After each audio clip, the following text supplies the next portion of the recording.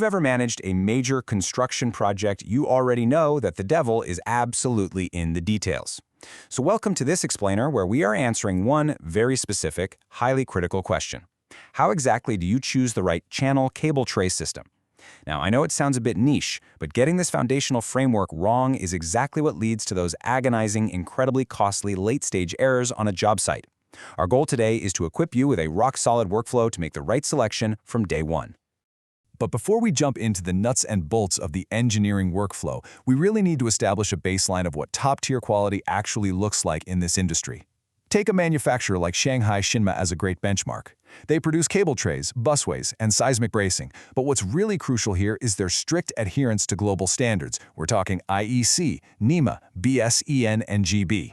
When you are sourcing materials for highly critical, high-stakes environments like data centers, rail transit systems, or massive industrial plants, this level of uncompromising compliance is exactly the baseline you need to guarantee both safety and long-term performance. So here is our project lifecycle roadmap for today. We are going to cover tray applicable scenarios, the cable selection matrix, 6 upgrade triggers, building a complete BOM, and finally a 5-step inspection workflow. Okay, Section 1, Tray Applicable Scenarios. Let's talk about where channel trays actually belong. We need to define exactly where and why you deploy a channel tray system, because honestly, applying them in the wrong environment is the first major misstep a lot of engineering teams make. These systems are highly specialized. They are absolutely not a one-size-fits-all solution for every single wire you have on site. They thrive in very compact, strictly controlled routing environments. So if you're dealing with delicate instrument cables, essential control wires, sensitive communication lines, or specific equipment branch routes, that is where a channel tray is optimal. It gives you that tight, controlled path that keeps everything meticulously organized and protected. But here is where things start to get tricky. Simply writing channel tray on your initial design drawings is a complete recipe for engineering failure. Relying on the product name alone tells you practically nothing about the actual functional requirements. It doesn't establish the correct width you're going to need, it doesn't give you the fill capacity, the required support span, or confirm if the fittings will even be compatible with your site's unique layout.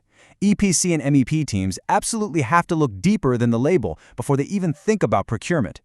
Which brings us to Section 2, the Cable Selection Matrix. It's all about validating your initial design. To take the guesswork completely out of the equation and avoid that product name trap we just talked about, MEP professionals must explicitly verify these 5 elements. You really need to map out your instrument routes, your control routes, your communication lines, and your equipment branches totally separately. Why? Well, because each of these has entirely unique physical and environmental demands. And most importantly, you have to verify key capacities and physical constraints. You've got to calculate these metrics for each specific route type before ever committing to a channel tray specification. Moving right along to Section 3, 6 upgrade triggers. Recognizing when to scale up your system.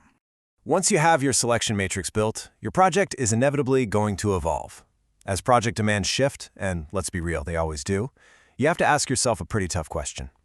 At what exact moment do you need to abandon a standard compact setup for a wider, significantly more robust system? You can't just cross your fingers and hope for the best here. You need concrete, undeniable indicators. And there are 6 critical triggers that signal an immediate need to transition to a wider or fundamentally different tray system. If you're maxing out your width limits or exceeding your fill capacity, it's time for an upgrade. If your layout suddenly forces you to push beyond safe support span limits, or you encounter fitting incompatibilities out in the field, you need an upgrade. And finally, if you get hit with late-stage changes in how your cables are grouped, or unexpected route modifications because of other structural elements getting in the way, a standard channel tray simply won't cut it anymore. Missing any of those 6 triggers during the design phase leads directly to a very painful reality. Discovering that you need a wider tray after the procurement process has already happened is an absolute nightmare.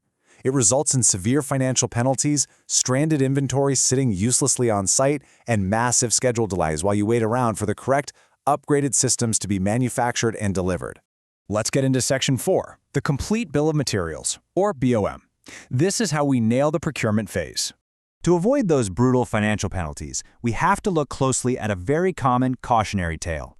A lot of teams try to save time by placing a lazy, section-only order. But doing that practically guarantees you're going to miss essential accessories. Sure, you'll get the straight trays, but you'll lack the right splice plates or brackets. And honestly, there is literally nothing worse than an entire specialized crew standing around on the clock waiting for a $10 bracket to arrive.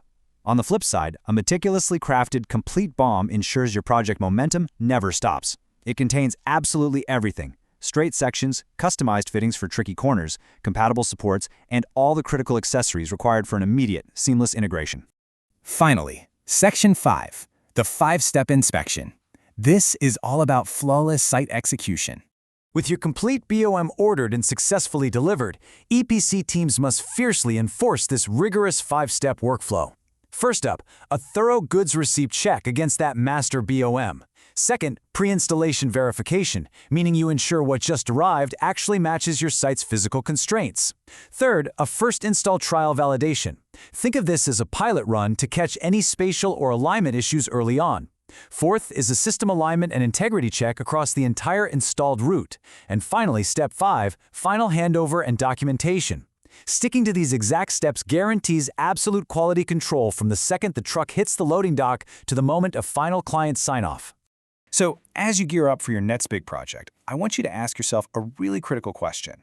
Look back at your past builds for a second. Are those costly, late-stage installation errors, the ones that blew your budget and wrecked your timeline, are they actually disguised as early-stage selection failures? If you aren't validating your route constraints, aggressively watching for those 6 upgrade triggers, and demanding a truly complete BOM from day one, the answer is probably yes. Consider how much time you are genuinely investing up front in your selection matrix.